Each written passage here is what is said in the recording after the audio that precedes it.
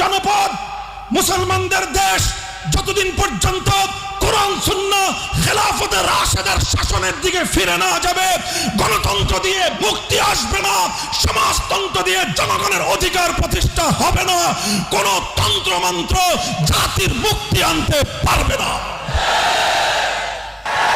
সঙ্গে কূটনৈতিক সম্পর্ক ছিন্ন করেন, এর জন্য যদি ইউরোপীয় ইউনিয়ন আমাদের উপর কোনো অবরোধ আরোপ করতে চায়, ইউরোপীয় ইউনিয়নকে বৃত্তাঙ্গুলি প্রদর্শন করেন। অর্থনীতি যদি ধস নামে আমরা পেটে পাথর বেঁধে জীবন ধারণ করব, 3 বেলার পরিবর্তে 1 বেলা করে আমরা আহার গ্রহণ করব। আহার গ্রহণ করতে না পারি, নবীর ইজ্জত পক্ষে ধারণ করে জীবন দেওয়াকে নিজেদের জন্য গৌরব মনে করব। আমাদের গলার উপর দিয়ে ছুরি চালিয়ে দাও, আমাদের রক্ত দিয়ে আল্লাহর জমিনকে রঞ্জিত করে দাও।